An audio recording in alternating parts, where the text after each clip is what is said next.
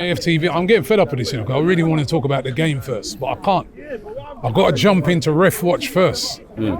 What did you make of it?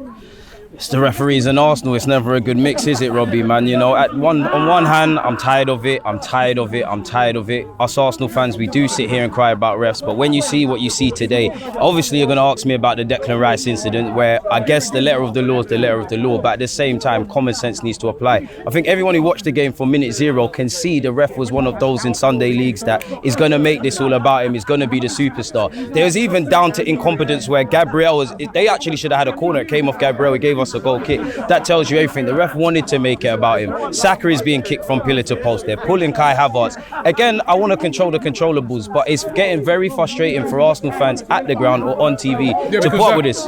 That's actually two. Like Ty mentioned there was the last game where the player strangled and nothing happened. Nothing. Exactly. Grabbing Gabriel Jesus' booty paws as well. Like, they're getting away with nonsense, man. It's getting ridiculous. Yeah, Robbie, and the thing is, if teams know that they're going to be able to come now and get away with them sort of things, and actually the red card's going to go against,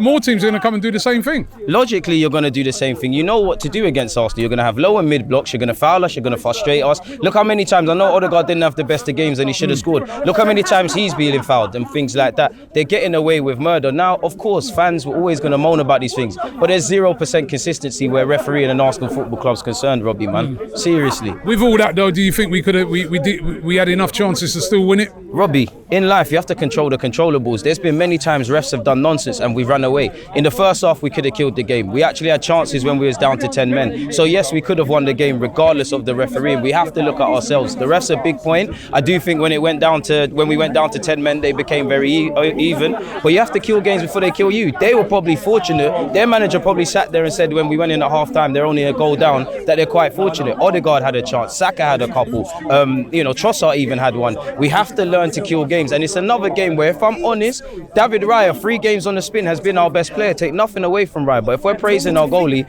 we're not playing as good as we can. Now, I know it's the start of the season, but there's several gears we need to go up if we want to win this title. Yeah, and finally, the signing of Raheem Sterling.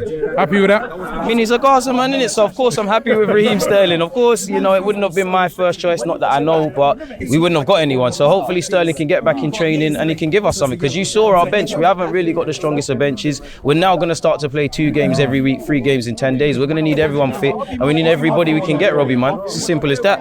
I'm honoured and pleased to have an Arsenal legend in the building, David Seaman, ladies and gentlemen. Mr. Dean, can you hear me? No way. It was larger than life in every way, and he was a hero, not just with the fans, but with the players as well. They all loved him. He was that good that in training, Steve Bold and Tony Adams, that he would embarrass them and they would try and kick him to slow him down a bit, and they couldn't catch him. The ponytail on the head. I was born with a tash. I remember seeing an Arsenal team celebrating getting 4.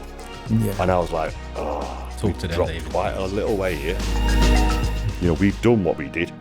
It's their time to go and create their own history.